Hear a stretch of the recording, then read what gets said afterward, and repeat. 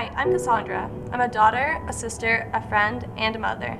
And I like to consider my life a Cinderella story with a big twist. I've been through more in my life than most, but I have made it. So first I'm going to start by giving you a little bit of my backstory. Some of the obstacles I've overcome, the tragedies that I have gone through, and basically what brought me to here today. So we're going to rewind to my 14th birthday. I was just about to graduate grade 8, excited for all that the future held, couldn't wait for the new adventures, new friends, and everything high school had to offer. But 2 days after my 14th birthday, my grandfather passed away from cancer.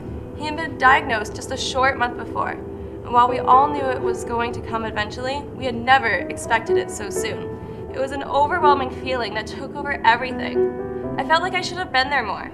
I should have called him more. I should have visited more. I should have told him I loved him more. I should have done something, anything. During this time, we turned to each other. A family that just sat around the table sharing memories, all the good times, and made sure we told each and every one how much we loved them and how much they meant to us. As we were coping with this tragedy, we planned a family camping trip. A trip to just get away and celebrate all that we still had. But the day before we were supposed to leave, my father was in a tragic work accident. He was buried alive while waterproofing a house. Grief overwhelmed everything. I didn't want to go out. I didn't want to see my friends, because every time I went and hung out with them, they talked about how cruel their parents were, how much they hated their parents, how they just despised the fact they couldn't go to that party on Friday night, couldn't get that new gadget that just came out. And I hated them for even thinking this. They were so lucky to have their parents. How could they say something like this? I turned to drugs in order to cope. It was a vicious cycle. I'd get high so I could feel okay, and then I'd come down and feel even worse than I had before. So I'd do it again, and again, and again, until eventually I felt just as useless, just as worthless, and just as pathetic as I did high, as I did sober. It was a vicious cycle, except for now I had created a whole new battle. Something else I had to fight through each and every day. School became a living hell. We went to school after school after school. I went to all 5 high schools in Niagara Falls before they finally decided I was just not fit for mainstream school, and they placed me in an alt-ed program called Second Chance. At Second Chance, things started to go really well though. I was getting great marks. Everybody was so proud and told me how proud that my dad would be and how proud that my grandfather would be. I had a terrific boyfriend who had just moved in with, and everything was going perfect. We went on the family camping trip that we now went on in remembrance of my father's life. And things were going extremely well. My family loved Christopher, and he was getting along great with them, which if you knew them was a huge surprise. But it was going perfectly, until Christopher took my younger cousin swimming.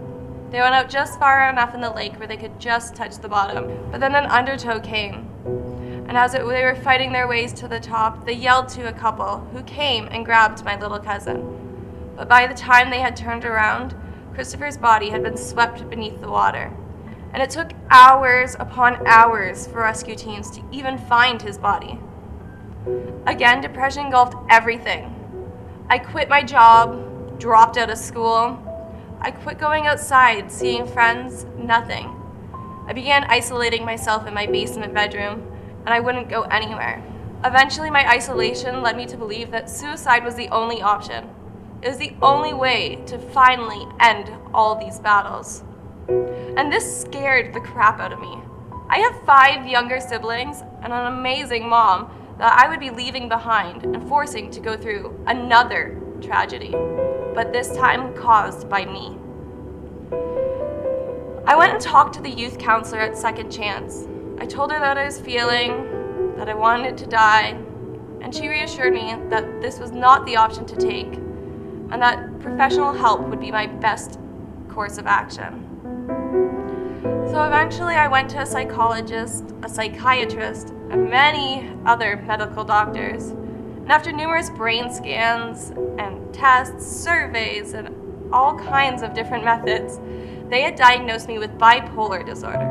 And this was a whole new roller coaster. While I knew I was depressed, bipolar just wasn't me.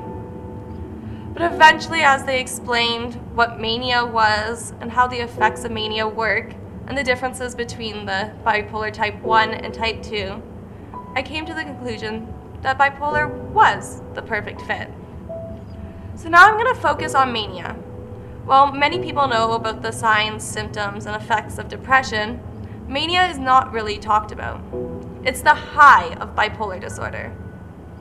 And while mania sometimes starts out carefree and fun, it often takes a dark, dark twist. So the one thing about my mania was I was the boss. I did what I wanted, when I wanted, and nobody would get in my way. I would walk across town to wake up my friends in the middle of the night, simply to force them to be pawns in whatever game I wanted to play. There was times where my mania was simply compulsively cleaning all night, where I would bleach every little thing and make sure everything had a place in my home. I remember one time where I had decided that a dresser was completely useless and that I would hang all of my clothes on my walls so I could see every article of clothing I owned, and it would make picking out clothes in the morning that much easier. So in the middle of the night, I dragged that dresser to the curb, put up a million nails, and hung every little piece up. And no matter how many times people told me I was being irrational and how everybody has a dresser, I had decided that it was just not going to work. But then there was other times where my mania would turn destructive. There was times where I would throw glass simply to watch it shatter. I remember punching a glass china cabinet to pieces. Thankfully, one of my friends had heard the smashing glass and came down to help me rip all of the shards of glass out of my hand. While there was blood everywhere, thankfully they knew how to bandage and that they stayed by my side, no matter what I said or what I did, to make sure I didn't do any more damage. So while there's times where mania seems carefree and fun, as if you're on the top of the world, it can take a very dark twist very fast. Eventually, I sat and talked to my numerous psychologists and psychiatrists to set up a plan. And while it took quite a long time to come up with the perfect plan and the one that worked for me, eventually, when we found that right combination, everything started to get better. Things looked brighter, and things were going well. And then I had found out I was pregnant. This was something else I did not expect, and I had no idea what to do. I was still that high school dropout living in her mother's basement, and now I was going to bring a child into this world, and that scared me. So once again, I went back and talked to that alt-ed counselor, told her my fears and worries, and she told me I'd be a great mom, but I had to get my act together. So with her help, I went back to high school, officially graduating 6 months pregnant and walking across the stage 3 short months after having my son. And then 3 months after my diploma, I started college. I started the Educational Assisted Special Needs Support Program at Niagara College out in Welland. It was a terrific experience, and I actually ended up graduating with honors, something that if anyone knew me in high school would never believe. I was doing extremely well. I had a place of my own. I was graduated and officially started working with the school board. Everything was going great. And while I know there's going to be lots and lots more obstacles, and while there's going to be plenty of things I have to overcome throughout my journey, I have moved mountains and I have made it. And I know that no matter what life throws, I can continue my journey forward.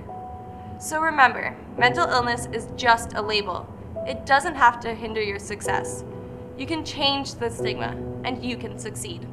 Thank you.